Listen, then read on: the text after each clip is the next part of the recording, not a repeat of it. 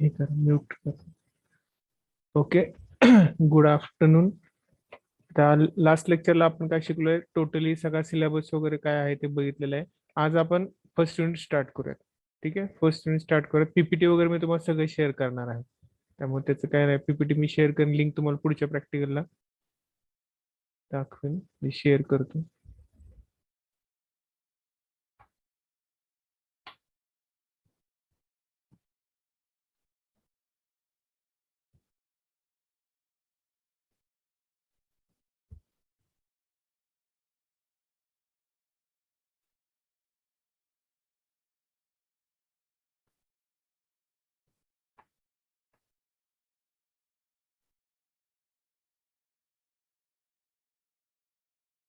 ठीक आहे, तर हे पहिलं आपलं युनिट आहे ॲडव्हान्स प्रोसेसर्स म्हणून. ठीक आहे, तर त्याच्यामधला पहिला पॉईंट आहे जो आपण प्रोसेसर्स म्हणजे काय, about the processor and controls. तर तुम्हीच मला सांगे प्रोसेसर म्हणजे काय आणि कंट्रोलर म्हणजे काय.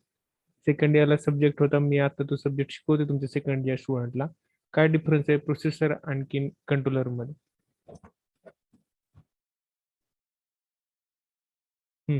नाव असं विचारू का, कोणी सांगायचं, कोण सांगते what is difference between processor and controller, मग आपण ॲडव्हान्स प्रोसेसर मध्ये जाऊया.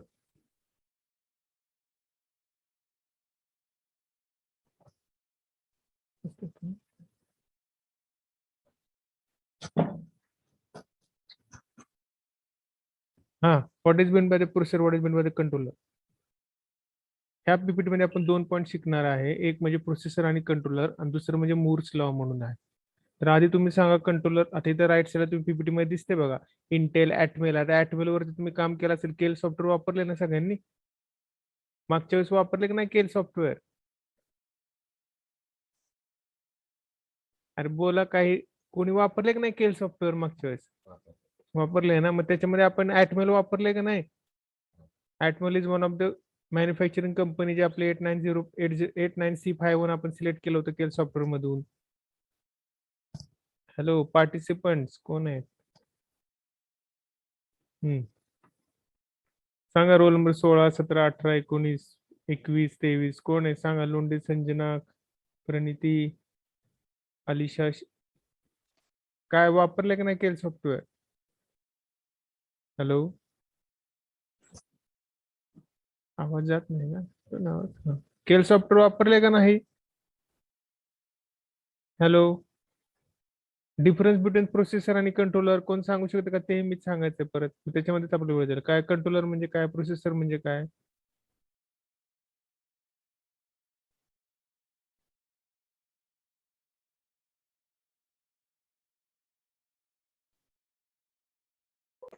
हॅलो,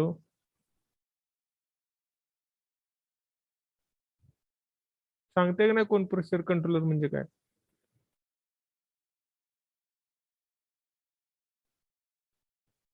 लक्षात घ्या, इमर्जिंग ट्रेंड हा जो सब्जेक्ट आहे, हा तुम्ही कम्युनिकेट केला तर ह्याच्या सगळ्याच गोष्टी काय मला सिलेबस मध्ये नव्हत्या.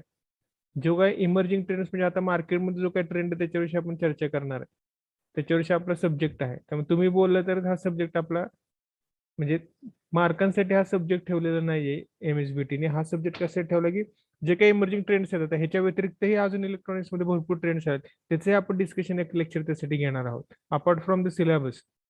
अजून काही इमर्जिंग ट्रेंड्स आहेत, मग तुम्ही पाहताय की नाही. बरं, कोणालाच माहित नाही प्रोसेसर मायक्रो कंट्रोल मधला फरक. हं, सांगा. बरं सांगा एक जण. हं, इथे इथे इथे इथं नाही तुम्ही ऑन, माईक ऑन करायची सगळ्यांना पण समजू दे. तुमचे स्टुडंट हा सांगा, माईक ऑन करा आणि सांगा.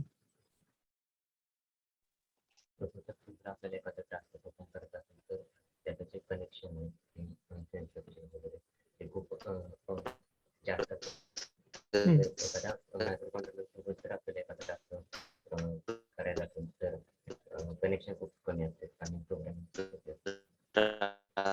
आता बरोबर त्यांनी सांगितलंय ओंकारनी, पण तरी पण आपलं जे काय आपलं मेन डिफरन्स काय त्यांनी सांगितलं, कनेक्शन वर किंवा कनेक्शन कमी का असतात माहिती. आता बघा मी सांगतो तुम्ही काय कोणी केलंय की नाही अभ्यास करत असेल परीक्षेत तर तर मार्क पडले असतील तुम्हाला. सेन्सरचे वगैरे ते खूप जास्त असतात. आणि जर एखाद्या मायक्रो कंट्रोलर सोबत जर आपल्याला एखादा टास्क करायचा असेल तर कनेक्शन खूप कमी असतात आणि प्रोग्रामिंग पण सोपे असते. ठीक आहे, आता बघू आपण जस्ट आता तुम्ही कोणी सांगत जस्ट एक लक्षात प्रोसेसर आणि कंट्रोलर मधला डिफरन्स काय. तर प्रोसेसर म्हणजे काय, आपल्या पीसी मध्ये प्रोसेसर आहे, बरोबर आहे. मग कनेक्शन कमी का असतात कंट्रोलरला आणि प्रोसेसरला काय जास्त आणि का तसं नाही. तर प्रोसेसर मध्ये काय असतं, फक्त सीपीयू असतं आपल्या आतमध्ये. सीपीयू मध्ये काय असतं, फक्त एलयू असतं, बरोबर. पण त्याच्यामध्ये इंटरनल रॅम रॉम असते, पण कधी नसते आपल्या कशा प्रोसेसरमध्ये. पण आपल्या कंट्रोलरमध्ये इंटरनल रॅम असते, इनबिल्ट एडीसी आणि डीएस सुद्धा कंट्रोलर मध्ये असतात. आता तुम्ही आपण शिकलो तो कंट्रोलर कुठला शिकलो हे तर सांगू शकता का नाही, कुठला कंट्रोलर शिकलो आपण. हॅलो, आपण कंट्रोलर कुठला शिकला सेकंड इयरला. 8051. हा ओके, हा तेवढं तर आहे. 8051 आपण कंट्रोलर शिकलो. आता ह्याच्यामध्ये आपण आर्म्स पण शिकणार आहे.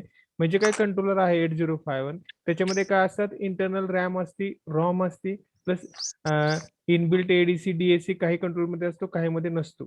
त्यामुळे आपण काय करतो, तर जो काय कंट्रोलर आहे आपला तो त्या कंट्रोलरला लागणारे जे काय त्यांनी सांगितलं कनेक्शन काय लागतात, कमी लागतात. प्रोसेसरला काय लागतं, आपल्याला एक्सटर्नल रॅम जोडावं लागेल, एक्सटर्नल रॉम जोडावं लागेल, एडीसी पाहिजे एडीसी आपलं एक्सटर्नल. तर मग ते हे काय होतं, आपलं एक्सटर्नल कनेक्शन करायला, त्यामुळे आपलं सर्किटची साईज जास्त होती, प्लस आपल्या सर्किटची कॉस्ट जास्त होती, बरोबर. हा आपला काय प्रोसेसरचा ड्रॉबॅक आहे.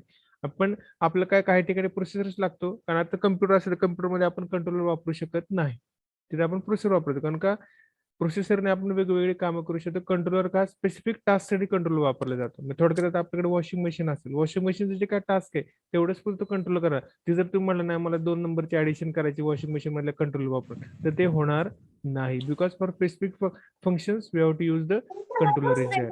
पण प्रोसेसर मध्ये कसं आहे, आपण या प्रोसेसरला जर आपण कमांड दिली तर आपण कुठले टास्क काय करू शकतो, करू शकतो.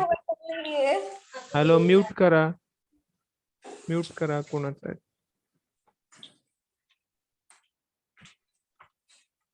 रोल तर आपला जो काय प्रोसेसर आहे त्या प्रोसेसरला काय लागतं, आपल्या एक्सटर्नल पेरिफरल्स काय करावे लागतात, कनेक्ट करावे लागतात. पण आपल्या याच्यामध्ये प्रोसेसर कंट्रोलरमध्ये ऍक्च्युली बरेचसे पेरिफरल्स त्याच्या कनेक्टेड असतात.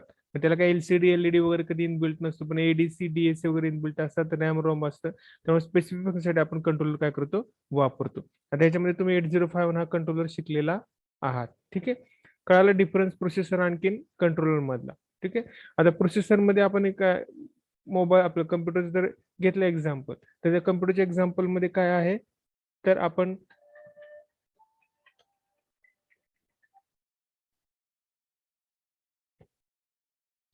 काय तर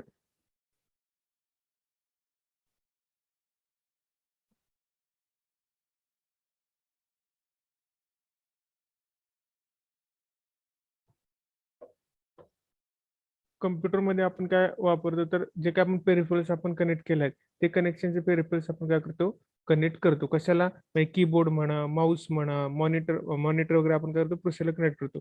पण आपला जो काय परत हार्ड डिस्क आपल्याला कनेक्ट करावी लागते.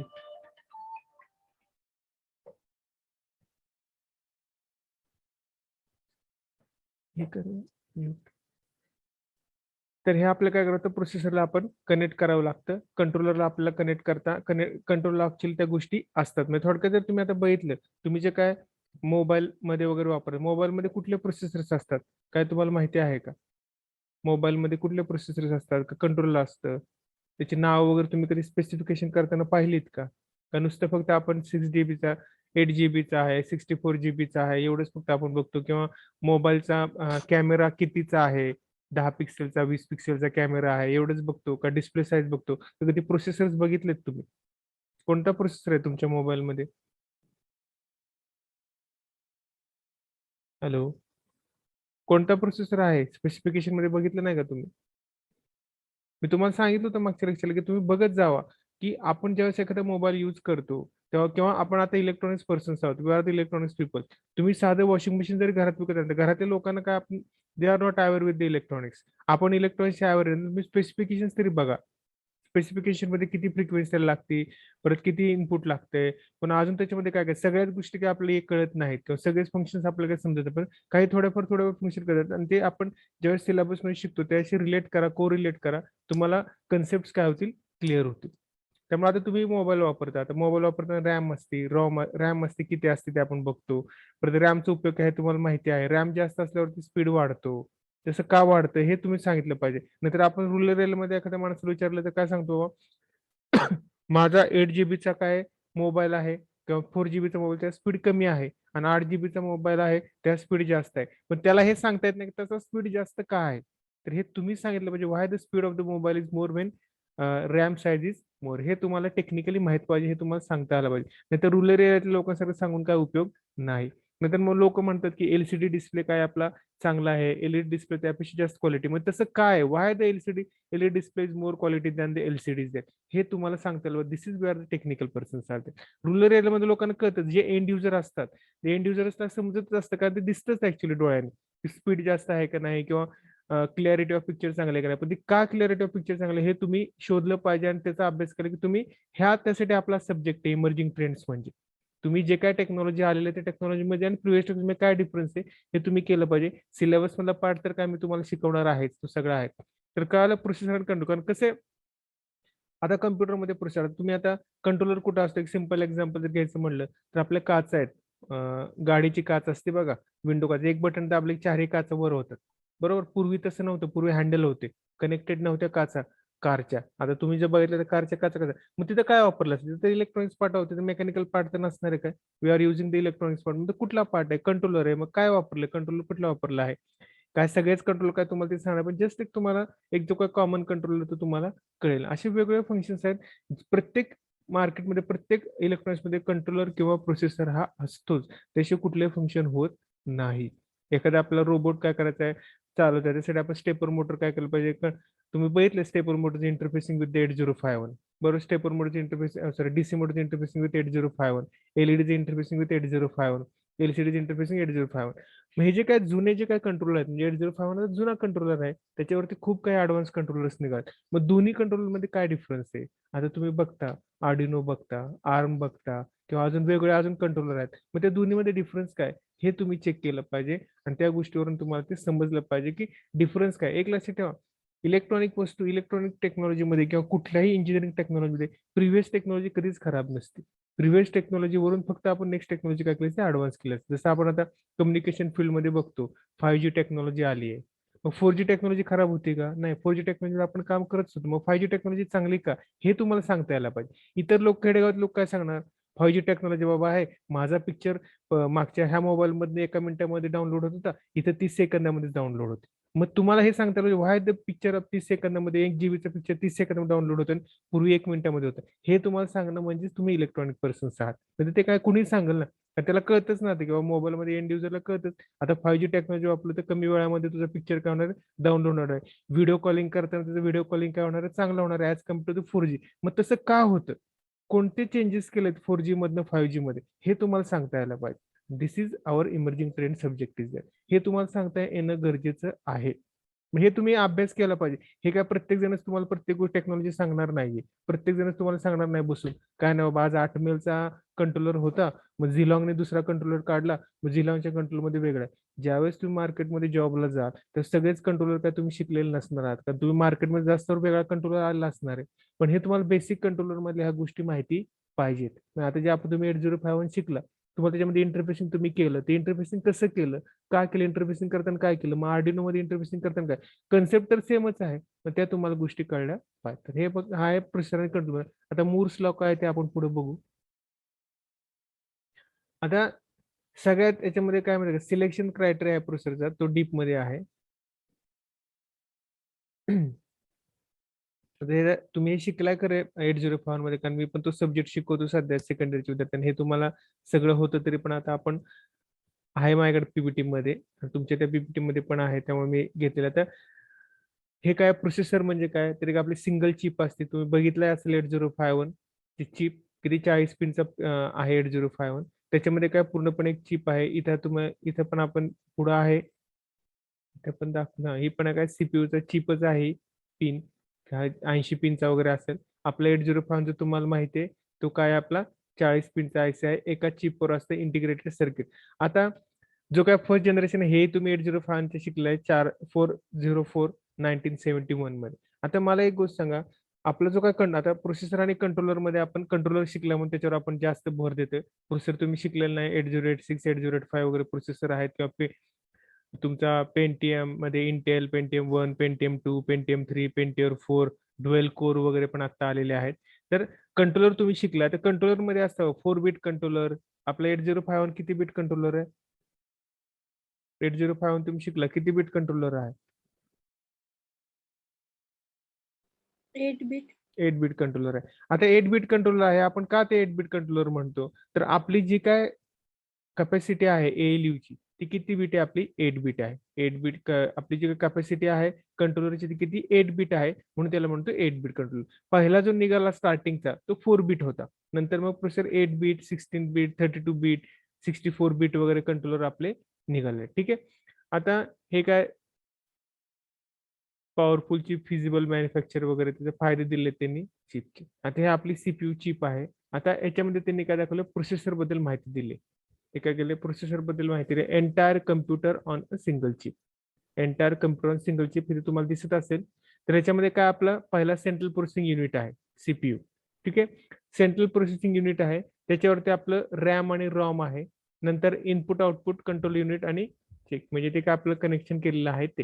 हे काय असतं आपलं metal oxide semiconductor integrated circuit. म्हणजे पूर्णपणे एक CPU असतो त्याच्यावरती ह्या गोष्टी काय केल्या आहेत माउंट केल्या आहेत. इथे चिप कशी ते पण तुम्हाला दाखवलेलं आहे. इथे पण ती माउंट करून दाखवलेली आहे आणि त्याचा इंटरनल पार्ट्स तुम्हाला दाखवलेले आहे. त्याच्यामध्ये थोडीशी इनपुट आउटपुट कंट्रोल युनिट म्हणजे इनपुट आउटपुट कंट्रोल त्याच्यामध्ये नसतात. You have to connect the input output peripherals to the processor is there. म्हणजे आता आपल्या तुम्ही 8051 बघितलं असेल त्याच्यामध्ये किती 4 पोर्ट असतात. बरोबर आहे ना? 4 पोर्ट असतात 8-8 बिटचे आणि त्या पोर्टला आपण कनेक्ट करतो एक्सटर्नल पेरिफेरल्स. त्याच्यामध्ये आपण LED LCD. तसं त्या प्रोसेसरला सुद्धा काय असतात एक्सटर्नल पेरिफेरल्स कनेक्ट करायला पोर्ट असतात आणि त्या सिंगल चिपमध्ये पोर्ट्स आपण काय करू शकतो त्याला कनेक्ट करू शकतो. ठीक आहे. इथे लिहिले बघा वास्तव processing digital circuit which performs the operation some excel data source आणि युजली मेमरी और सम अदर डेटा स्ट्रीम. म्हणजे आपल्याला जर कम्प्युटिंग करायचं असेल शेवटी मला सांगा प्रोसेसर म्हणजे काय इथे दिलंय बघा कम्प्युटिंग. मला सांगा आपला जो काय प्रोसेसर आहे किंवा कंट्रोलर आहे त्याचा शोध कशासाठी लागला? मेन पर्पज काय तर कॅल्क्युलेशन आहे. मेन पर्पज काय होतं आपलं कॅल्क्युलेशनसाठी ह्या गोष्टी सगळ्या गोष्टीचं कॅल्क्युलेशन शिवाय काहीच होत नाही. सगळ्या गोष्टीचं काय होतं कॅल्क्युलेशनच होतं. मग कॅल्क्युलेशननीच आपलं काय मिळतं आउटपुट मिळतं. म्हणजे काय प्रोसेसर म्हणजे computing computing capacity of processor म्हणजेच त्याचा काय असतो स्पीड असतो. हे तर तुम्हाला माहिती आहे. तो स्पीड कशावर डिपेंडेंट असतो? आपण बघतो कुठला प्रोसेसर आहे किती 2.4 गिगाहर्ट्झ आपला काय प्रोसेसर आहे. 2.4 गिगाहर्ट्झ किंवा 6.4 64 गिगाहर्ट्झ वगैरे. ठीक आहे. हे काय आपले काय असतं ते गिगाहर्ट्झ फ्रिक्वेन्सीचा काय उपयोग आहे तुम्हाला माहिती आहे? मग ती फ्रिक्वेन्सी कशासाठी दिली जाते? असतं बघा आता तुम्ही जर 8051 शिकला तर काय ते मला वाटतं 7 मेगाहर्ट्झ का 8 मेगाहर्ट्झ वगैरे आहे फ्रिक्वेन्सी. मग ते फ्रिक्वेन्सीचा काय उपयोग? वाय ते फ्रिक्वेन्सी आर गिवन. 3 गोष्टी इम्पॉर्टंट असतात. एक तर फ्रिक्वेन्सी, दुसरं म्हणजे आपला जो काय किती बिटचा कंट्रोलर आहे तो आणि तिसरं म्हणजे साईज म्हणजे थोडक्यात आपण जी रॅम साईज म्हणतो ती रॅम साईज. माहिती आहे फ्रिक्वेन्सीचा उपयोग काय आहे?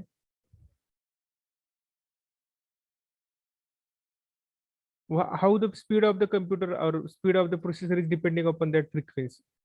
फ्रिक्वेन्सी म्हणजे काय? तर तुम्हाला मध्ये सायकल्स असतात. म्हणजे थोडक्यात तुम्ही शिकला असेल 8051 मध्ये एखादी इन्स्ट्रक्शन आपण एक्झिक्यूट करतो. तुम्हाला इन्स्ट्रक्शन माहिती आहे बा मूव A, B ही तुम्हाला इन्स्ट्रक्शन माहिती आहे. आता मूव A, B म्हणजे काय? आता A म्हणजे अॅक्युम्युलेटर, B म्हणजे रजिस्टर B. हे तुम्हाला माहिती आहे तुम्ही इन्स्ट्रक्शन किंवा प्रोग्रामिंग शिकला असाल. मग आपल्याला बी मधला डेटा कशामध्ये ट्रान्सफर होतो ए मध्ये. आता ही इन्स्ट्रक्शन काय होती एक्झिक्यूट होती. ती इन्स्ट्रक्शन काय होती एक्झिक्यूट होती म्हणजेच काय होती आउटपुट तिथे बी मधला डेटा कशामध्ये येतो ए मध्ये येतो. बरोबर. आता बी मधला डेटा ए मध्ये येण्यासाठी किती वेळ लागतो? Number of cycles are required to execute that instruction. ठीक आहे. म्हणजे आता मला इन्स्ट्रक्शन मिळाली बाबा हा माऊस किंवा मी कीबोर्डवरती काहीतरी टाईप केलं. ही इन्स्ट्रक्शन मला ब्रेन कडनं मिळाली. मग इन्स्ट्रक्शन तिथून मला येतोपर्यंत it will take some time is द्या. बरोबर. आता थोडक्यात आपण समजा लाईव्ह मॅच बघत असू आणि तुमचा मित्र त्या स्टेडियमवर असेल आणि तुम्ही टीव्हीवर इथे बघत असाल आणि you're phone call with them तुम्ही दोघांशी फोन करत असाल तर तिथं जर एखादा क्रिकेटर आउट झाला असेल तरी आपल्याला लगेच कळत नाही. It will take some time. एक किंवा दोन बॉल आपण पाठीमागा असतो लाईव्हच्या. हे तर तुम्हाला माहिती आहे का? तुम्हाला माहिती असेल, कारण आपण काय जरी लाईव्ह टेलिकास्ट असलं तरी 100% तिथं जे काय चाललं आहे इथं आपल्या येतं का तिथून इथपर्यंत related take some time is that. तो जो काय टाइम आहे तो टाइम म्हणजे काय, it is the speed of the communication is there. It is the speed of the communication is there and this speed of the communication depending upon the frequency. जे काय frequency आपण म्हणतो cycles म्हणतो, म्हणजे move ए comma बी ही जी काय cycle आहे ही cycle आपल्याला काय करावं लागणार आहे, किती सायकल मध्ये एखादी इन्स्ट्रक्शन एक्झिक्यूट होते त्याच्यावरती काय असतं, डिपेंडेंट असतं. एक सायकल एक इन्स्ट्रक्शन एक्झिक्यूट डिपेंड. त्या तुम्ही 8085 किंवा आपल्या 8051 मध्ये सुद्धा सायकल्स टायमिंग डायग्राम वगैरे आहेत.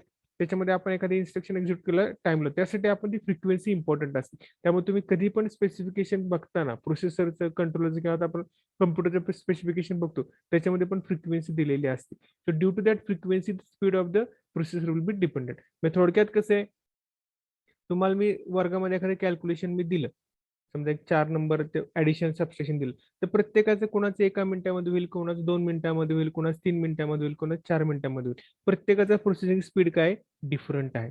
म्हणजे प्रोसेसिंग स्पीड डिफरंट आहे म्हणजे काय, ते इन्स्ट्रक्शन एक्झिक्यूट व्हायला, त्या ऍडिशन करायला ज्या काय सायकल्स आपल्या कम्प्युटर फील्डमध्ये लागतात, कम्प्युटरमध्ये लागतात, त्या तुमच्या काय आहेत, वेगवेगळ्या आहेत. म्हणजे ती इन्स्ट्रक्शन एक्झिक्यूट व्हायला कोणाला 4 पल्स लागतील, कोणाला 5 पल्स लागतील, कोणाला 6 पल्स. ते पल्स म्हणजेच काय, आपलं टायमिंग आहे.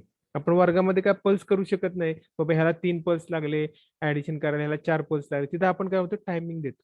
Because our unit is for the timing, for the calculation purpose. बरोबर, वर्गामध्ये आपण जे काही युनिट देतो ते टायमिंग असतं, पण आपण कम्प्युटरला टायमिंग देऊ शकत नाही, तर in the form of the pulses असतं. त्याच्यावरून आपलं काय होतं, स्पीड काय होतं प्रोसेसरचा कळतो. समजते? तर हे आपला स्पीड असं लक्षात ठेवा. त्यामुळे कुठलाही मोबाईल, कुठलाही कम्प्युटर खरेदी करताना ह्या 4-5 गोष्टी आपण बघितल्या पाहिजेत. प्रोसेसर कुठला आहे, परत आणखीन तुम्हाला एक गोष्ट सांगतो की हे जे काही प्रोसेसर आणि कंट्रोलर आहेत ते कोणत्या कंपनीचे आहेत. आता तुम्हाला मग कळालं 8051 आपण ऍटमेलचा घेतला होता, बरोबर. कारण ऍटमेल काय, आता तुम्ही प्रत्येक वेळेस वापरले.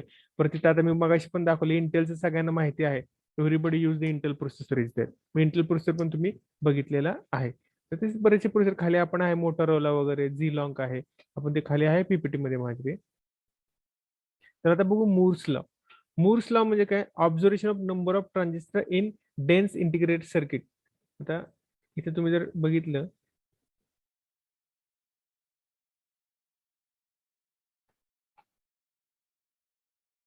इथं बघा, हे आपले काय आहेत, इयर्स आहेत, आणि इकडे काय आपलं transistors number of on chip आहे. ठीक आहे, ट्रान्झिस्टर आणि हे इयर्स आहेत. आता ह्याच्यामध्ये काय आपल्याला दिसतंय, तर हे 10⁻³ वगैरे कळते ना, 1000, 10,000 वगैरे 20,000, इथं आपण त्यांनी दिले बघा. पहिला जो प्रोसेसर निघाला, प्रोसेसर किती साली निघाला, साधारण 1971 साली वगैरे त्यांनी म्हणलेलं आहे. 1971 ते 1980 सालापर्यंत 10⁻⁴ ट्रान्झिस्टर्स एका चिपवर होते. 10⁻⁴ म्हणजे किती, 10,000 झाले ना, बरोबर आहे ना. 10⁻⁴ म्हणजे 10,000. 10,000 ट्रान्झिस्टर एका चिपवरती होते, बरोबर. त्यावेळेस आपलं कुठपर्यंत होतं, आपण हे सगळे प्रोसेसर आहेत बरं का. तुम्ही जर आता 8085 प्रोसेसर आहे, याच्यावरती प्रोग्रामिंग होते. 8086 आता कम्प्युटरचे जे काही स्टुडंट्स आहेत, आय एफ स्टुडंट्स, त्यांना 8086 प्रोसेसर आता शिकायला आहे. नंतर हे 286, 386 किंवा पेंटीएम, पेंटीएम प्रो, पेंटीएम 2, पेंटीएम 3, पेंटीएम, नंतर एएमडी प्रोसेसर पण असतात बघा. जर आपण पेंटीएमच्या ऐवजी जर एएमडी प्रोसेसर जर पीसी घेतला तर कॉस्ट त्याची काय असते, कमी असते, कारण या प्रोसेसरची कॉस्ट कमी ॲज कम्पेअर टू पेंटीएम. पण ऍक्च्युअली पेंटीएम मध्येच नंतर काय करायचं, एएमडी मध्ये काय जास्त आहेत, K8, K10 वगैरे आहे. पण प्रोसेसर पेंटीएम मध्ये मात्र कोर वगैरे, stand bridge, spark T4, ivy bridge वगैरे, हे बरेचसे काय काय आहेत आपले प्रोसेसर आहेत. मग हे प्रोसेसर का निघाले, तर जसं इयर आपण 2030 पर्यंत दिलं, जसं आपलं इयर वाढत झालेलं आहे तसतसे एका चिपवरती नंबर ऑफ ट्रान्झिस्टर काय केलं, इन्क्रीज झाले. मग त्यासाठी त्यांनी काय केली, टेक्नॉलॉजी डेव्हलप झाली. त्याला एसएमडी कॉम्पोनंट्स वगैरे म्हणतात. कधी तुम्हाला जर वेळ झाला तर एसएमडी कॉम्पोनंट्स म्हणजे काय ते बघा. एसएमडी कॉम्पोनंट्स म्हणजे काय, आपण एका चिपवरती भरपूर कॉम्पोनंट्स आपण काय करू शकतो, माउंट करू शकतो. मग हे जसं जसं आपण इयर वाढत गेलं तसं तसं कॉम्पोनंट्स काय झाले, तर इन्क्रीज झाले. तसे कॉम्पोनंट्स काय झाले, आपले इन्क्रीज झाले. हे इयर आहे आणि हा आपला ट्रान्झिस्टर. मी तर दिले Moore's law observation position of historical trend. म्हणजे मूर्स लॉ म्हणजे काय, की एका चिपवरती किती ट्रान्झिस्टर माउंट होतात, this is called the Moore's law. Moore's law म्हणजे काय, how many transistors are, transistors म्हणजे काय, फक्त ट्रान्झिस्टर्स नाही, ट्रान्झिस्टर डायोड माउंट होतील म्हणतात. आणि तुम्ही पहिला जो पीसी होता, तो पीसी काय होता, एक कशा एवढा होता, एका रूम एवढा होता. का होता रूम एवढा, तर आपण जे काय कंपोनंट्स होते कुठले होते, व्हॅक्यूम ट्यूब्स. तुम्ही ऐकलं असेल, व्हॅक्यूम ट्यूब्स वापरले होते. व्हॅक्यूम ट्यूब्स नंतर आपण काय केलं, चेंज केलं. टेक्नॉलॉजी आपण काय वापरले, ट्रान्झिस्टर्स वापरले. आता ट्रान्झिस्टर नंतर आयसी केलं, कारण का त्या एका आयसी वरती, एका चिप वरती you have to mount number of transistors are there. इथे लॅक्स मध्ये वगैरे ट्रान्झिस्टर तिने एका चिप वरती काय केलेत, माउंट केलेत. मग ट्रान्झिस्टर माउंट केल्यामुळे काय झालं, आपला जो काय साईज आहे ती साईज काय झाली, कमी झाली. आणि नंबर ऑफ कॉम्प्युटर जर एका चिपवर वापरले तर आपल्या बऱ्याचशा गोष्टी त्याच्यामध्ये काय करता येतात. मग थोडक्यात कसं मी तुम्हाला सांगितलं, पहिल्या कंट्रोलर मध्ये इनबिल्ट एडीसी नव्हतं, पण जसं ट्रान्झिस्टर इन्क्रीज झालं तसं त्यांनी त्या प्रोसेसरमध्ये कंट्रोलरमध्ये sorry inbuilt ADC, inbuilt DAC सुद्धा टाकली. मग कसेट लागतं आपलं, तर आपल्या प्रोग्रामिंग पर्पजसाठी त्या गोष्टी लागतात. नंतर आपला काय करावं लागतं, कन्व्हर्जन करावं लागतं. कन्व्हर्जनसाठी आपलं एक्सटर्नल एडीसी किंवा डीएसी वापरावा लागतो. ठीक आहे, मग हे त्यांनी दाखवले बघा. आता हे कंपनी पण आहेत बघा, एएमडी आहे, एमसी म्हणजे मोटोरोलाचे आहेत बरं का ह्या. नंतर हे पेंटियम आहे, नंतर स्टँडब्रिज, स्पार्क आहे. हे सगळं मी तुम्हाला पीपीटी शेअर करणार आहे. एक तुम्हाला फोल्डर देईन, त्या फोल्डरमध्ये पीपीटी शेअर होतील. फक्त हे लक्षात ठेवा, मूर्स लॉ म्हणजे काय, observation that number of transistor is dense integrated circuit. Dense म्हणजे काय, एकाच इंटिग्रेटेड एका चिपवर how many transistor you have to mount, this is the called the Moore's law. कळालं मूर्स लॉ म्हणजे काय, मूर्स लॉ म्हणजे काय, मग तुम्ही इथं बघा, सपोज आता आपण कुठे जर आपला ड्युएल कोर आपल्याकडे असतो, कोर क्वाड बरोबर आहे, माहिती आहे. कोर क्वाड वरती एका, हे किती साली, 2010 साली, 2020 साली कुठला आहे, ते साधारण आहे बघ आपलं ड्युएल कोर पर्यंत. कोर i7 पण आपल्याला माहिती आहे. तर कोर i7 10⁸ इतके आपल्याला ट्रान्झिस्टर्स काय केलेत, त्याच्यावरती माउंट केलेत एका चिपवरती. ठीक आहे, मग तो किती 80 पिनचा असेल मे बी, मग तो काय आपल्या एका चिपवरती केलेलं आहे. मग हे आपल्याला काय म्हणायचं, 10⁸. कळते, तसं इथं पण आहे. हा आपला नॉर्मली आपला 8085 आहे. हा आपण बरेच जण सगळ्यांना माहिती, जसं आपण सी प्रोग्रामिंग सगळ्यांनी येतं, जसं आपण प्रोग्रामिंग शिकायचं तर सी प्रोग्रामिंग सगळ्यांना शिका. तसं जर कुठला प्रोसेसर शिकायचा असेल, कंट्रोलर शिकायचं असेल, तर आधी 8085 वाचा म्हणतात, कारण ह्याच्यामध्ये भरपूर डिटेल्स आपल्याला आहेत. ठीक आहे, तसं 8086 आहे, हा पेंटियम वगैरे आहे. कळालं, हे ट्रान्झिस्टर नंबर पर चिप, आणि हा आपलं इयर आहे, हा आपला मूर्स लॉ. आता सगळ्यात महत्वाचा पार्ट म्हणजे तुमच्या थेअरीमध्ये पण येतो, आणि हे म्हणजे काय, प्रोसेसर सिलेक्शन क्रायटेरिया. आपल्याला एखादा प्रोसेसर सिलेक्ट करायचं. मग मी तुम्हाला म्हणलं, आपण आता मार्केटमध्ये एखादा मोबाईल आपण विकत घ्यायला गेलो, तर आपण काय बघतो, तुम्हाला मगाशी सांगितलं तसंच आपल्याला एखादा प्रोसेसर सिलेक्ट करायचं. कोणता प्रोसेसर आपल्याला पाहिजे आहे मार्केटमधला, विकत घ्यायचा आपल्याला. मग आपल्याला पेंटीएम घ्यायचा आहे, एएमडी घ्यायचा आहे, तर आपल्याला त्यासाठी काय सिलेक्शन क्रायटेरिया आहे. हा सिलेक्शन क्रायटेरिया 8-7 आहेत. सगळ्यात महत्त्वाचं म्हणजे 7 नंबरचं म्हणजे प्राइस. सगळ्यात महत्त्वाचं काय, प्राइस आहे. म्हणजे आपलं स्पेसिफिकेशन काय आहे, आपलं गरज कोणती आहे, त्याप्रमाणे आपण काय करायचं, प्रोसेसर काय करायचं, खरेदी करायचं. आलं लक्षात, गरजेप्रमाणे प्रोसेसर. म्हणजे थोडक्यात कसं आहे, आपल्या गोपाळपूरवरनं पंढरपूरला जायचंय, तर आपलं टू व्हीलर बास होती, तर आपलं ट्रक खरेदी करायची काय आवश्यकता नाही. बरोबर, सेम थिंग इज देअर. आपले ऍप्लिकेशन काय आहे, according to the application you have to select the processor is there. मग काय काय वेळेस कसं असतं, पेंटीएम जे प्रोसेसर आहे ते सुद्धा आपलं ऍप्लिकेशन फुलफिल करत नाहीत. मग त्यासाठी स्पेशल प्रोसेसर सुद्धा काय करतात, डिझाईन केलं. म्हणजे थोडक्यात कसं, आपल्याला सपोज आपला जो प्रोसेसर आहे कशासाठी काम करायचं आहे, आपलं काय करायचं, इथून ऑडिओ तिकडे पास करायचा आहे, तिथले आपला म्हणजे DSP purpose, digital signal processing म्हणून एक सब्जेक्ट आहे, डीएसपी वगैरे तुम्ही ज्यावेळेस डिग्री, आपलं काय करायचं, इकडून तिकडे डेटा ट्रान्सफर करायचा आहे, in the form of audio, in the form of video, in the form of the picture is there, JPG form. मग त्यासाठी आपलं पेंटीएमच्या ऐवजी आपण एक स्पेशल प्रोसेसर सुद्धा काय करू शकतात, यूज करतात, जो ट्रान्समीटर आणि रिसिव्हर मध्ये असतो. स्पेशल पर्पजसाठी स्पेशल प्रोसेसर सुद्धा आहे. ठीक आहे, मग हे आपण बघायचं वन बाय वन. तर पहिलं सगळ्यात महत्त्वाचं सिलेक्शन क्रायटेरिया. लक्षात ठेवा, हा क्वेश्चन बऱ्याच वेळा विचारला जातो. What are the selection criteria of 80 sorry of the processor, any processor is not 8085, 8086 किंवा पेटीएम. आपल्या ऍप्लिकेशन प्रमाणे आपलं एखादं प्रोसेस सिलेक्ट करायचं. मग त्यासाठी आपण काय क्रायटेरिया लावला पाहिजे, त्याचे हे क्रायटेरिया आपले 7 क्रायटेरिया आहेत, ते आपण लावणार. त्याच्याप्रमाणे आपण काय करणार आहे, सिलेक्ट करतो. पहिला काय criteria, performance consideration. First is a performance consideration. आता परफॉर्मन्स म्हणजे काय, एखाद्या गोष्टीचा परफॉर्मन्स काय पाहिजे, चांगला पाहिजे. एखाद्या गोष्टीचा परफॉर्मन्स काय पाहिजे, चांगला पाहिजे, म्हणजे काय, त्याने आपलं आउटपुट द्यायला पाहिजे. ठीक आहे, आता समजा आपल्याला इथून जवळ जायचं, म्हणजे समजा इथून मला कुठे जातो, कॅन्टीनला जायचं समजा चहा प्यायला, तर मी काय इथनं चालतच आहे, तर मी बाईक आणणार नाही. बाईकचा परफॉर्मन्स खूप चांगला आहे, मी एका सेकंदात जातो, पण इथून मी बाईक आणणार का नाही, सायकल आणणार का नाही, I am go with the walk is. Performance जर बघत असताना आपलं ऍप्लिकेशन काय आहे, आपल्या ऍप्लिकेशनच्या अकॉर्डिंग परफॉर्मन्स काय आहे प्रोसेसरचा, ते आपल्याला बघायचं. तर परफॉर्मन्स कशावर डिपेंडेंट असतो, it is depend upon the architecture and silicon design. आपण जो काय परफॉर्मन्स आपल्या सीपीयूचा आहे, सॉरी सीपीयू म्हणा किंवा प्रोसेसर म्हणा, त्याचा परफॉर्मन्स आर्किटेक्चरवरती आहे. जेवढं आपलं आर्किटेक्चर काय असेल लहान असेल, जेवढं आपली साईज तिची लहान असेल, त्याचा परफॉर्मन्स काय असतो चांगला असतो. सिलिकॉन डिझाईन करताना परफॉर्मन्स काय चांगला असतो. परफॉर्मन्स डिझाईन करताना आर्किटेक्चर म्हणजे काय थोडक्यात, डिझाईन करायचं म्हणजे काय करायचं लक्षात घ्या. आता त्याच्यामध्ये आपल्याला ऍडिशन करायची 2 नंबरची, बरोबर. त्याच्यामध्ये आता तुम्ही शिकल्या म्हणून तुम्ही आपण डेटा बस, ऍड्रेस बस, कंट्रोल बस आपण बघितलेला आहे, ठीक आहे. आता त्याचं कनेक्शन करताना आर्किटेक्चर मध्ये काय पाहिजे, व्यवस्थित पाहिजे. म्हणजे कसं की डेटा बस वर जाणारा डेटा एएलयू मध्ये लगेच जायला पाहिजे, त्याला शॉर्टेस्ट पाथ मिळाला पाहिजे. आता तुम्ही म्हणाल शॉर्टेस्ट पाथ एवढूसच तर पीसी आहे, त्याच्यामध्ये एवढूसा ट्रान्झिस्टर आहे, त्यातच काय शॉर्टेस्ट पाथ. पण कसे आता आपण काय केलं, मायक्रो लेवलला गेलोय, आपल्याला स्पीड पाहिजे. मग स्पीड पाहिजे म्हणजे काय पाहिजे, शॉर्टेस्ट पाथ आपण हुडकतो. जसं आपल्याला कुठल्याही गावाला जायचं असतं आपण काय हुडकतो, शॉर्टेस्ट पाथ हुडकतो. त्या शॉर्टेस्ट पाथने आपण तिथं गावाला काय होतो, जातो. तसंच आपला जो काय परफॉर्मन्स आहे, त्या परफॉर्मन्स कशावर डिपेंडेंट आहे. जर आपण एखादं इनपुट त्याला दिलं तर how much time he give the output, how much time required to give the output, त्याच्यावर त्याचा परफॉर्मन्स टिकतो. बरोबर. कुठल्याही गोष्टीचा परफॉर्मन्स काय, आपण एखाद्या माणसाला टास्क दिलं, तो टास्क किती वेळात कम्प्लीट करतो त्याच्यावरती परफॉर्मन्स असतो. हे तर तुम्हाला मान्य आहे. तसंच आपला आर्किटेक्चर असं डिझाईन केलं पाहिजे, सिलिकॉन डिझायनिंग असं आर्किटेक्चर केलं पाहिजे की त्याचा परफॉर्मन्स इन्क्रीज व्हायला पाहिजे. म्हणजेच सपोज आपण इनपुट दिलं, कुठून इनपुट देणार, एक तर आपण डेटा बेस कडनं देणार आहे किंवा ऍड्रेस बेस कडनं देणार. त्याच्या इनपुट दिलं त्यांनी काय केलं पाहिजे, लगेच आपलं आउटपुट दिलं पाहिजे. थोडक्यात आपण गाड्यांच्या बाबतीत बोलायचं झालं तर काही गाड्यांचा पिकअप चांगला असतो, काही गाड्यांचा पिकअप काय असतो, खराब असतो. लगेच ती गाडी पिकअप घेत नाही, लगेच ते आपण म्हणतो मराठीमध्ये लगेच उचलत नाही गाडी. मग ते काय लोड लगेच ते खेचत नाही. Same thing is there. आपण इनपुट दिल्यानंतर तो डेटा बेस कडे इनपुट जायला पाहिजे, स्टॅक मेमरी मध्ये ते इनपुट यायला पाहिजे. त्या गोष्टी आपल्या घडल्या पाहिजेत. फॉर एक्झाम्पल आता घरात म्हणायचं म्हणलं एखादा प्रोसेसर असेल, आता इंटरप्ट वगैरे तुम्हाला माहिती आहे, everybody no the interrupt. Interrupt म्हणजे काय, इंटरप्ट म्हणजे काय,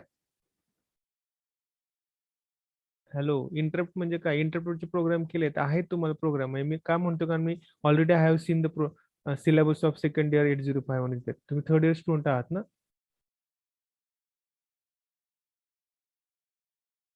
hello, what is mean by the interrupt. तुम्ही काय सांगितलं तर मला कळणार तुम्हाला काय माहिती का नाही. तुम्ही जर काय बोललं नाही तर मग मला लेक्चर घ्यावं लागेल, एक्स्ट्रा लेक्चर रविवारी 8051. सांगा, what is mean by the interrupt. आपण इलेक्ट्रॉनिक स्टुडंट्स आहोत, we must know the interrupt. कारण प्रोसेसर कन्सेप्ट घेतो आपल्या, परत आपण आर्डिनो बघणार आहे. So what is mean by the interrupt.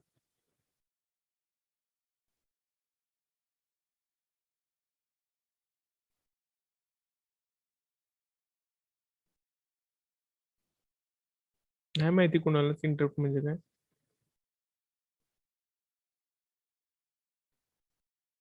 Sir interrupt म्हणजे ते हा बोला. टेम्पररीली ते प्रोग्राम स्टॉप होते. हा हा. मग सांगा की माहिती आहे तर मग सांगा ना, कशाला परत मी तेच. हा बरोबर आहे की, हा माहिती आहे की.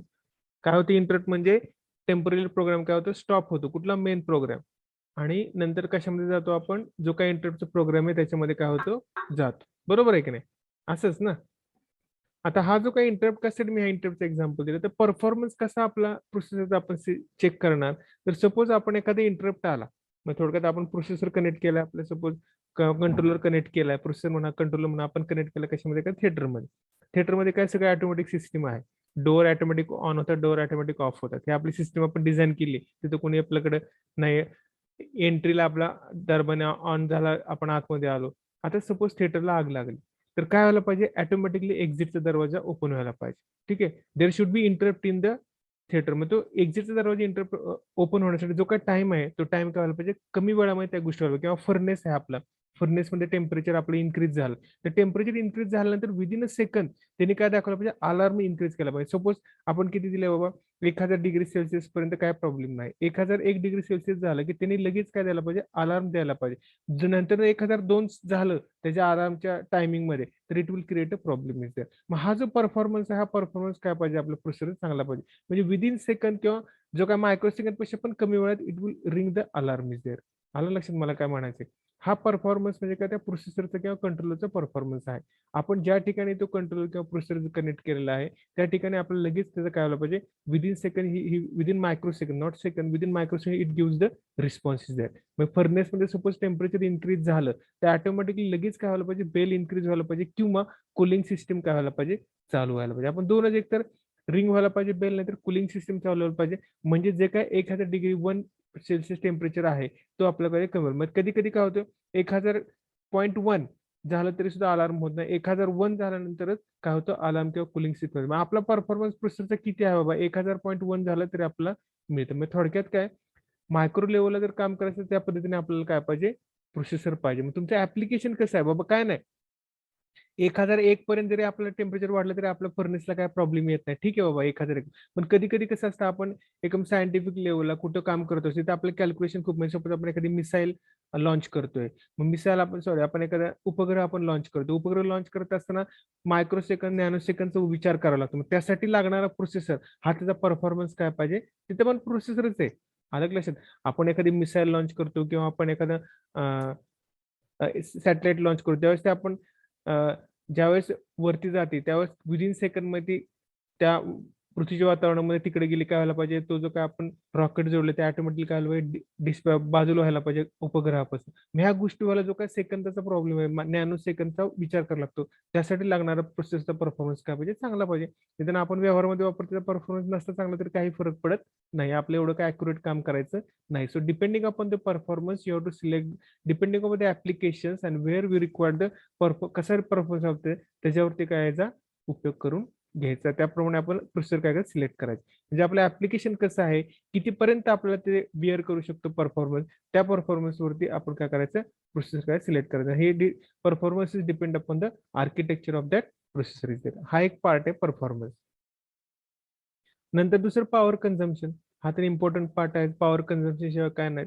पॉवर कन्झम्पशन म्हणजे काय, की आपला जो काय पॉवर लागते, आपल्या पॉवर रिक्वायरमेंट प्रोसेस ती डिपेंडेंट कशावरती आहे, पॉवर कन्झम्पशन. तर आपण त्याच्यावरती काय इनपुटला काय क्रायटेरिया, थोडक्यात कसं जर प्रोसेसर असेल त्याच्यावरती इनबिल्ड काय नसेल, एडीसी नसेल, डीएसी नसेल, तर पॉवर कन्झम्पशन होणार नाही जास्त. पण जर त्याच्यावरती इनबिल्ड डीएसी एडीसी असेल तर required more power is there. शेवटी पॉवर त्याला सुरू व्हायला आपलं काहीतरी जास्त पॉवर लागतं. पॉवर कन्झम्पशन किती आहे ह्याच्यावर सिलेक्शन ऑफ द प्रोसेसर आहे.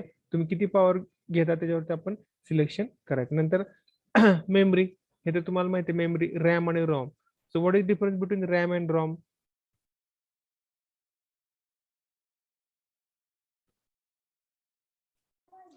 ROM is sir read only memory आणि RAM read and write memory. Okay, त्याच्यामधला डिफरन्स काय आहे, what is difference between RAM आणि रॉम. रॉम सर फक्त इन्फॉर्मेशन रीड करते हम्म. आणि रॅम रीड पण करते आणि ॲज वेल एज राईट पण करते. रॅम फक्त रीड करते आणि रॅम मध्ये राईट अँड रीड असते. ठीक आहे, बरोबर आहे. आता रॉम कुठं वापरतो आपण, आणि रॅम रॅम म्हणजे काय, आता नॉर्मली आपण हे जे काय मी आता ओपन केलेलं आहे, काय ओपन केलंय, पीपीटी ओपन केली, कशात ओपन झाली, रॅम मध्ये का रॉम मध्ये.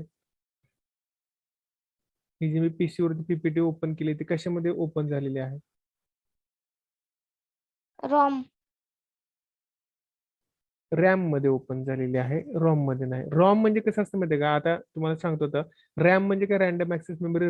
रॉम मध्ये रीड होईल, बरोबर त्यांनी तुम्ही सांगितलं की रॅम मध्ये काय होतं, आपल्याला डेटा रीड आणि राईट करता येतो, रॉम मध्ये फक्त आपल्याला रीड करता येतो. रॉम कुठं वापरतात, तर आता सपोज ज्यावेळेस तुम्ही पीसी तुमचा ओपन करता, ठीक आहे, पीसी ओपन केल्यानंतर तुम्हाला मेसेज येतो. सपोज तुम्ही जर कीबोर्ड त्याला जोडला नसेल, तुम्ही जर माऊस जोडला नसेल, किंवा आपण मॉनिटरला ती व्हीजीए जी पिन असते सीपीयू ची आपण मॉनिटरला जोडली, ती समजा जोडली नसेल, it will give the message you are not connected the keyboard, किंवा काहीतरी मिसिंग आहे हे आपल्याला तो दाखवतो.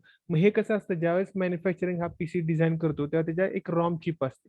त्या रॉम चिप मध्ये तिने काय केलं असतं, प्रोग्रामिंग केलं असतं. थोडक्यात कसं आहे, फॉर एक्झाम्पल तुमच्या ज्यावेळेस तुम्ही सकाळी उठता, तर सकाळी उठल्यानंतर आपण बघतो आपले हातपाय व्यवस्थित आहेत का नाही, because this the program in our mind is there. बरोबर आहे की नाही. तसा प्रोग्राम जो आहे तो रॉम मध्ये असतो, तो कधी इरेज होत नाही.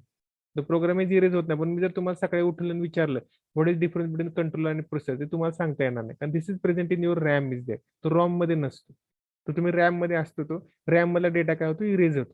रॅम मधला डेटा काय होतो, आपला इरेज होतो. रॉम मध्ये डेटा कधी इरेज होत नाही, तुम्हाला कधी सांगावं लागत नाही.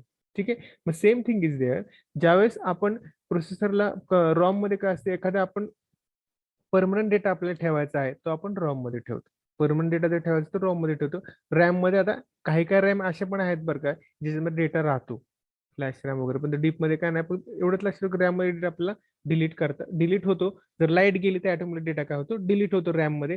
रॉम मध्ये डेटा डिलीट होत नाही. जर लाईट गेली तरी सुद्धा आपला जो काय मॅन्युफॅक्चरचा रॉम आहे त्या रॉम मध्ये त्यांनी जे काय साठवून ठेवलंय ते ऍज इट इज राहतं, ते डिलीट होत नाही. परत आपण ज्यावेळेस पीसी सुरू करू, परत तो काय करतो, चेक करतो peripherals are connected or not, कारण का ते रॉम चिप मध्ये असतं. तुम्ही कधी मदरबोर्ड ओपन करून बघा, तुम्हाला ते रॉम चिप तिथं दिसेल. रॅम मध्ये मात्र तसं, रॅम कुठली असते तुम्हाला रॅम पण माहिती आहे, आपण काढली असेल रॅम तुम्ही, मदरबोर्डला अटॅच असते RAM, 1 GB RAM, 2 GB RAM, slots असतात, 4 GB रॅमचे स्लॉट असतात, आपण एक्सटेंड करू शकतो रॅम, हे तुम्हाला माहिती असेल, असतं आपल्या मदरबोर्ड मध्ये. तर ते रॅम आपण काय करू शकतो, एक्सटेंड करू शकतो. तर हा जो काय रॅम आहे, तो रॅम म्हणजे काय आपला रॅन्डम ऍक्सेस मेमरी आहे. ठीक आहे, तर त्याच्यावर पण डिपेंड असते प्राइस. बरोबर, आता शेवटी कसं आहे, परफॉर्मन्स म्हणजे काय, सपोज तुम्हाला 2 GB थोडक्यात कसं आहे, 2 GB रॅम रॅम असते तर चालते का, ते तुम्ही बघू शकता, 2 GB, 4 GB, 8 GB, depending upon your performance. थोडक्यात कसं, सपोज आता आपल्याला एखादी गेमच चांगली ओपन करायची, ठीक आहे, त्याला ग्राफिकल युजर इंटरफेस GUI लागणार, प्लस ते गेम ओपन करायला आपल्याकडे काय लागते, जास्त मेमरी लागते. किंवा आपण एखादं पिक्चर, आपलं पिक्चरची साईज काय नाही, पण जे एखादं ऍप्लिकेशन आपलं ओपन करायचे, ज्याला साईज काय लागते, जास्त लागते, कधी कधी ते ऍप्लिकेशन ओपन होत नाही. ठीक आहे, आता सपोज मला काय करायचं बाबा, अपडेट करायचे, मोबाईल येतं बघा अपडेट करा, तेव्हा तो म्हणतो the memory is not sufficient is there. ठीक आहे, ते ऍक्च्युअली रॉम मध्ये जातं, रॅम मध्ये नाही. पण तो काय रॅम मध्ये एखादा आपला डेटा ओपन करायचा असेल तर काय होतं, की आता सपोज आता 1 GB रॅम असेल आणि आपण भरपूर ऍप्लिकेशन ओपन केले, म्हणजे वर्ड ओपन केलं, मी एक्सेल ओपन केलं, परत मी पीपीटीज ओपन केलं, पुन्हा आणि काय केलं, तर काय होतंय, आपली जी काय 1 GB रॅम आहे, 1 GB रॅम काय होती, फुल होती. 1 GB रॅम काय होते आपली, फुल येते 1 GB रॅम, आणि मग आपलं पीसी काय होतं, हँग होतं. आता ते होत नाही, सोडून दे आपलं GB रॅम, पण पूर्वी ते जे होते पीसी, ते काय होते, जास्त जर ऍप्लिकेशन आपण ओपन केली, विंडोज ऍप्लिकेशन, तर आपल्याला ते काय होतं, ते होतं. कधी कधी काय होतं, आपण समजा आपल्याला 2 GB पीसी आहे, 2 GB रॅमचाच पीसी आहे, आणि आपण समजा ऍडव्हान्स विंडोज टाकली, तर ती विंडोज तिथे सुद्धा कधी कधी काय होती, ओपन होत नाही, जर परफॉर्मन्स मध्ये काय असेल रॅम आपली कमी असेल तर. ठीक आहे, म्हणजे काही गोष्टी ओपन व्हायला काही गोष्टी आपल्याला लागतात. मग थोडक्यात रॅम ज्यावेळेस आपण ओपन करणार, त्यावेळेस आपलं ऍप्लिकेशनला किती रॅम लागते हे सुद्धा त्याच्यावर सुद्धा डिपेंडेंट असतं, त्याचा स्पीड कशाच आपल्या प्रोसेसरचा. मग ते काय रॅमची साईज किती आहे, रॉमची साईज किती आहे, याच्यावर सुद्धा आपला जो काय प्रोसेसर स्पीड, प्राइस म्हणा, किंवा त्याचे काय परफॉर्मन्स काय असतो, डिपेंडेंट असतो. कळालं, ठीक आहे, आलं लक्षात. म्हणजे थोडक्यात आपलं जर चौघांना जायचं असेल तर टू व्हीलर काय उपयोगायची नाही, required 4 wheeler is that. That's why RAM जर आपल्या जास्त ऍप्लिकेशन जर ओपन करायचं असेल तर आपल्या प्रोसेसरची रॅम काय पाहिजे, किंवा कंट्रोलची रॅम काय पाहिजे, जास्त पाहिजे, किंवा त्याला आपला ऍडिशनल रॅम काय करता यायला पाहिजे, जोडता यायला पाहिजे. मग हा आपला परफॉर्मन्स त्याच्यावरती काय असतं, आपल्या प्रोसेसरचं काय असतो, डिपेंडेंट असतो. हे झालं आपलं रॅम आणि रोम मधला डिफरन्स. आता इंटरनल मेमरी जी असते तर दिले बघा, internal memory is typically the most cost effective memory type, but it is also list flexible. ठीक आहे, कसं कसं असं तुम्ही आता बघितलं असेल, म्हणजे तुम्हाला आता होतं पण 8051 मध्ये, ज्यावेळेस तुम्ही एक्सटर्नल मेमरी इंटरफेसिंग होतं बघा, तुम्हाला क्वेश्चन येत होते 2K मेमरी, म्हणजे तुम्ही जर असाइनमेंट लिहिले असेल तर असाइनमेंट मध्ये 2 मार्काला क्वेश्चन येतात तुमच्या आहेत, की 2K MB रॅम जोडायसाठी किती लागेल, इनपुट वगैरे ते आहेत. मग काय आपल्या एक्सटर्नल रॅम जोडण्यापेक्षा इंटरनल रॅमवर जर आपण काम केलं, ते किंवा इंटरनल रॉमवर जर काम केलं, इंटरनल मेमरीवरती काम केलं, तर लागणारा स्पीड काय असतो, कमी असतो. लागणारा स्पीड काय असतो, कमी असतो. पण जर सपोज आपण एक्सटर्नल रॅम म्हटलं तर स्पीड काय होतो, सॉरी सॉरी स्पीड काय होती, इन्क्रीज होतो ज्यावेळेस आपण इंटरनल वापरतो, सॉरी इंटरनल ज्यावेळेस आपण मेमरी वापरतो त्यावेळेस आपला परफॉर्मन्स स्पीड काय असतो, चांगला असतो. पण जर आपण एक्सटर्नल मेमरी जर वापरायचं म्हणलं तर परफॉर्मन्स स्पीड काय होतो, कमी होतो प्रोसेसरचा. तर तो आपला कळून पण कमी होतो, कारण का त्याला एक्सटर्नल मध्ये जाऊन ऍप्लिकेशन मध्ये जाऊन तो डेटा काय करायचा असतो, घ्यायचा असतो. त्यामुळे it will take a more time. थोडक्यात कसं आपण घरातल्या घरात एखादी गोष्ट आणायची म्हणली, it will take less time to take from one room to the other room is that. पण जर सपोज आपल्याला बाहेरने एखादी गोष्ट विकत आणायची म्हणली, तर आपल्या घराच्या बाहेर पडायला तो विकत आणण्यासाठी it will take a more time. Same तसंच आपल्या प्रोसेसरमध्ये जर इंटरनल रॅम असेल, ते इंटरनल रॅम मध्ये जर प्रोसेसरला एखादा डेटा घ्यायचा असेल, त्याला वेळ काय लागणार आहे, कमी लागणार आहे. पण जर सपोज आपण त्याला पेरिफेरली एखादी रॅम कनेक्ट केली असेल, एखादी रॉम कनेक्ट केली असेल, आणि त्यातून जर त्याला डेटा घ्यायचा म्हणलं, तर it will take more time. त्यामुळे it will affect on your performance. It will affect on your performance of your processor is there. मग त्या प्रोसेसरच्या परफॉर्मन्सवर काय होईल, इफेक्ट होईल. त्यामुळे तुम्ही सिलेक्शन करताना तुम्हाला किती मेमरी साईज पाहिजे, सिलेक्शन करताना तुम्हाला किती मेमरी साईज पाहिजे हे तुम्ही बघणं काय गरजेचं आहे. त्यासाठी आपलं हे रॅम आणि रॉम आहे. ठीक आहे, नंतर सेकंड आहे आपलं पेरिफेरल सेट इज देअर. ठीक आहे, पेरिफेरल सेट मध्ये नंबर ऑफ इनपुट पिन्स किती आहे, टायमर कितीचा आहे, त्याच्यावरती आपला डिपेंडन्स आहेत.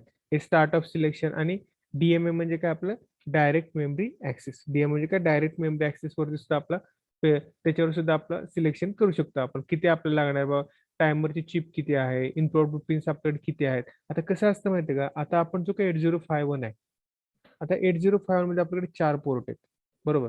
4 पोर्ट मध्ये आपल्याला किती आहेत, प्रत्येक पोर्ट किती बिटचा आहे, 8 बिटचा आहे, 832. ठीक आहे, 8 बिटचा. आपण जर एक पोर्ट जर वापरला तर आपला तो पूर्णपणे 8च्या 8 पिन आपल्याला वापरला जातात. समजा त्यातलं जर आपण 4 पिन वापरायचं, 4 पिन आपल्याला वापरायच्या राहून जाते, 4 पिनचा काहीच उपयोग होत नाही. पण ज्यावेळेस ऍडव्हान्स प्रोसेसर निघाले, त्या ऍडव्हान्स प्रोसेसरमध्ये त्यांनी काय केलं, दोन पोर्ट त्यांनी 8 बिटचे ठेवले, एक पोर्ट त्यांनी 4 बिटचा ठेवला. दुसऱ्या पोर्टमध्ये त्यांनी काय केलं, मल्टिप्लेसिंग ऑफ द म्हणजे तो 4 बिट आपण दुसऱ्या पोर्टला 4 बिट, निम्मे 4 बिट आपण एका ऍप्लिकेशनसाठी वापरू शकतो, निम्मे 4 बिट आपण दुसऱ्या ऍप्लिकेशन.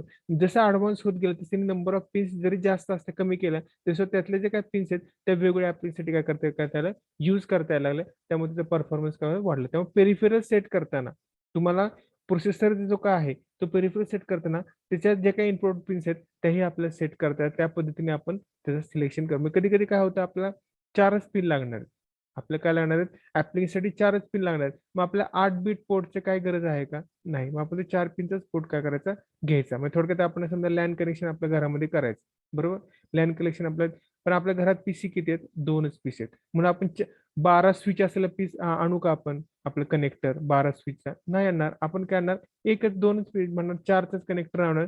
4 ठीक आहे, 4 पेक्षा कमी काय मिळत नाही. मग 4 पिन कनेक्ट करण्याचं आपण काय आणणार आहे, कनेक्टर घेऊन येणार आहे मार्केटमध्ये. पण आपल्या लॅबमध्ये सपोज आपल्याला लॅन करायचं, लॅबमध्ये आपला स्विच किती मोठा आहे तुम्ही बघितलं असेल, आपल्या लॅबमध्ये स्विच काय मोठा आहे, त्याला काय 30-35 आपलं कनेक्शन करायचे आपल्याला, कशाचे, पीसीचे. त्यासाठी लागणारा स्विच काय मोठा आहे. मग depending upon that application we have to select the processor is there. आपलं चाललंय काय, you have to select the processor करायचं आहे. त्याच्यामध्ये पेरिफेरल सेट सुद्धा इम्पॉर्टंट पार्ट आहे. मग तुम्हाला ऍप्लिकेशनला किती पिन्स लागणार, इनपुट पिन्स किती लागणार, त्याच्यावरती आपल्याला उपयोग आहे.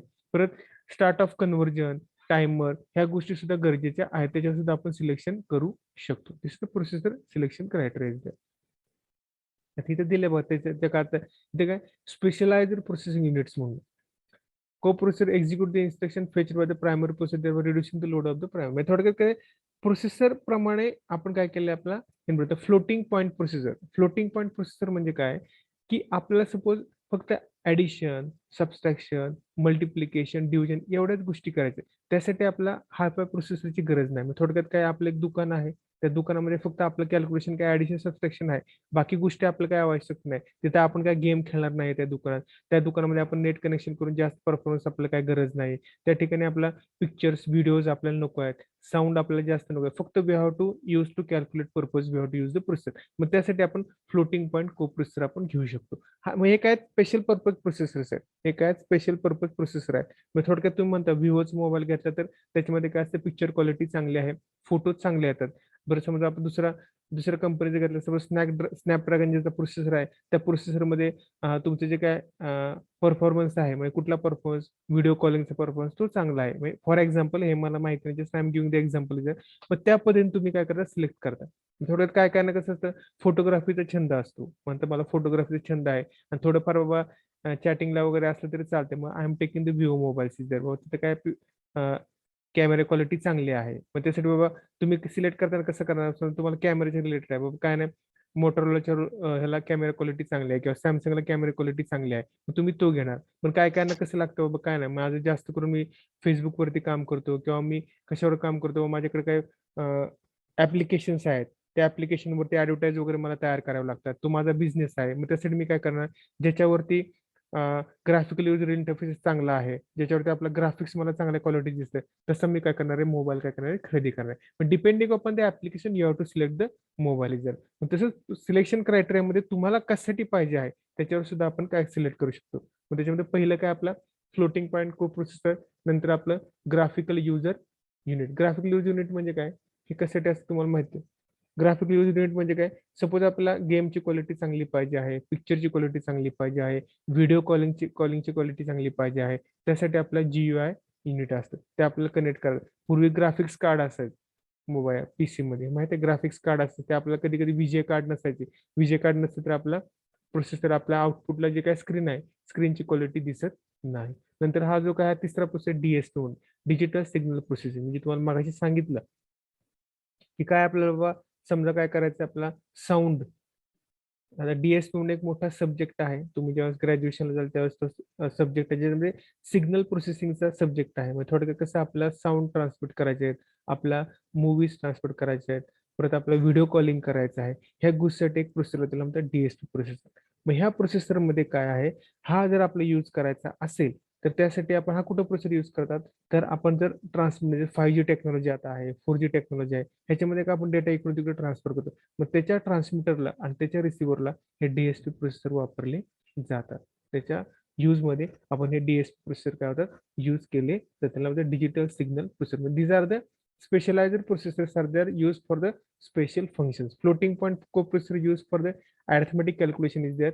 Graphic visual processors are used for your graphical presentation. म्हणजे कुठलं ग्राफिकल प्रेझेंटेशन आपलं जे काय आपण पिक्चर क्वालिटी आहे, व्हिडिओ कॉलिंग क्वालिटी, ते ग्राफिक प्रेझेंट. आणि डिजिटल सिग्नल प्रोसेसर म्हणजे काय, your transfer the audio voice, then video voice, then you have to download the files are there. त्यासाठी आपल्याला डीएसपी प्रोसेसर काय होतो लागतो. ठीक आहे, हे सिलेक्शन आहे.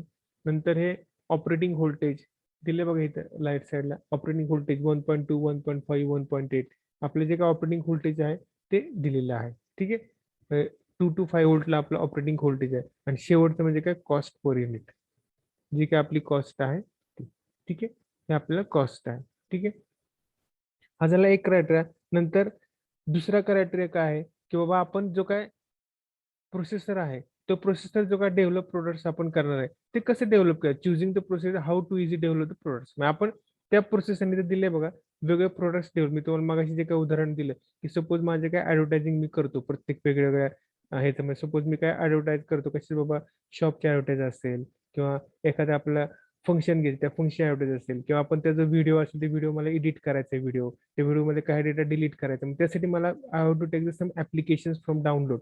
मग ती जी काय ऍप्लिकेशन्स आहे ते ऍप्लिकेशन्स माझा प्रोसेसर काय करतोय, सपोर्ट करतोय का नाही, त्या ह्याच्यावरती मी काय करणार आहे, प्रोसेसर सिलेक्ट करणार आहे. आलं लक्षात. म्हणजे आपण जो काय प्रोसेसर आहे त्या प्रोसेसरमध्ये आपण एखादं ऍप्लिकेशन डाउनलोड केलं तर त्या प्रोसेसरने त्या ऍप्लिकेशन काय केलं पाहिजे, सपोर्ट केलं पाहिजे. जर तो सपोर्ट करत नसेल तर त्या प्रोसेसरचे मला काही उपयोग नाही, मी तो प्रोसेसर सिलेक्ट करणार नाही. So this is the processor selection criteria is there. ठीक आहे, तर आपण 1 by 1 राहिले 2 बघू आपण.